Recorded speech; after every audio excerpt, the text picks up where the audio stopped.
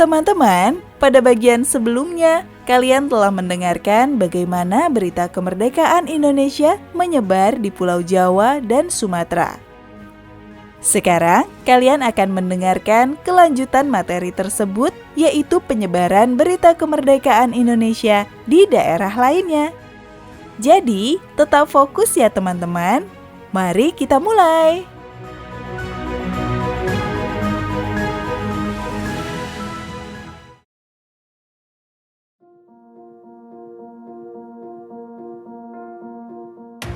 Tiga, Sunda Kecil atau Bali dan Nusa Tenggara. Berita proklamasi kemerdekaan Indonesia pertama kali diterima di Bali oleh para pemuda dan kelompok elit melalui siaran radio 17 Agustus 1945. Selain itu, I Gusti Ketut Puja yang merupakan anggota PPKI juga membawa berita itu sekembalinya dari Jakarta. Ia mengumumkan secara resmi berita tersebut pada 23 Agustus 1945. Berita itu selanjutnya disebarkan melalui kurir ke Kupang pada akhir Agustus 1945 dan ke Pulau Sumbawa pada 2 September 1945. 4. Kalimantan. Rakyat Kalimantan mengetahui tentang berita kemerdekaan Indonesia dari berbagai sumber dan media. Berita itu ada yang didapatkan melalui siaran radio seperti yang terjadi di Pontianak pada 18 Agustus 1945.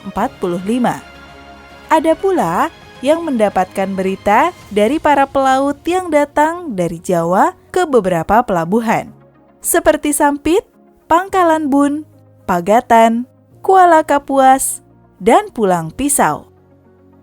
Berita proklamasi kemerdekaan Indonesia sampai di Balikpapan melalui para pekerja BPM atau Batavia As Petroleum Maskapai yang datang dari Jawa untuk memperbaiki kilang minyak yang rusak akibat perang.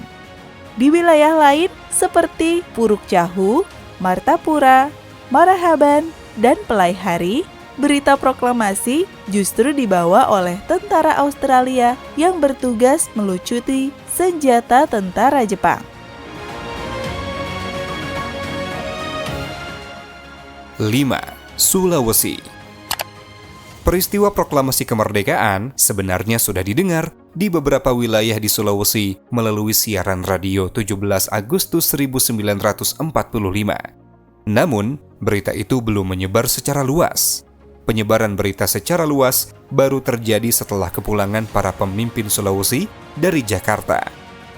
Pada 20 Agustus 1945, GSSJ Ratulangi tiba di Bulukumba.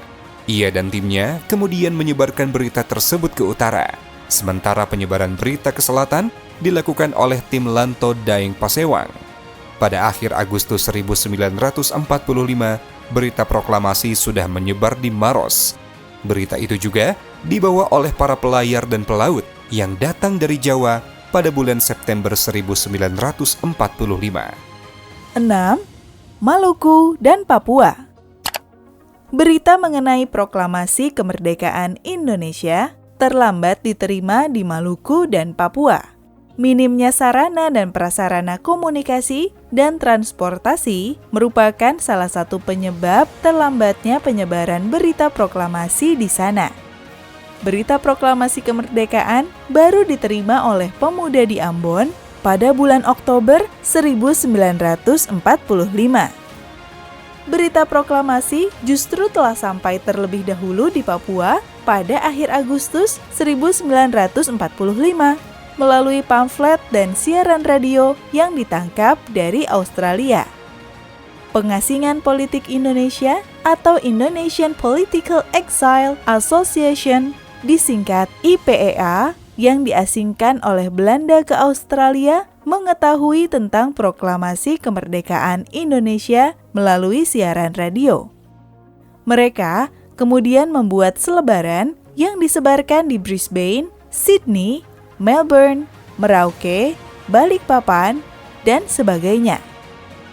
Dari Merauke inilah berita proklamasi kemerdekaan Indonesia disebarkan ke berbagai wilayah di Papua. Sumber referensi disarikan dari Atlas Sejarah Indonesia, Berita Proklamasi Kemerdekaan, karya tulis Abdurrahman dan A. Setiawan, diterbitkan di Jakarta tahun 2018 oleh Kementerian Pendidikan dan Kebudayaan.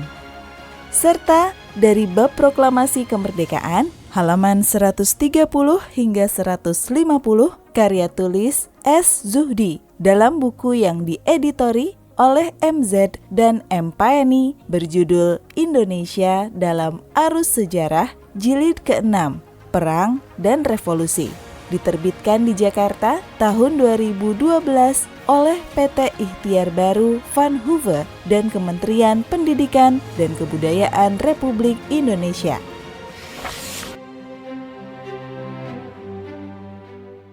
Kalian telah belajar mengenai penyebaran berita proklamasi kemerdekaan Indonesia melalui aktivitas 4.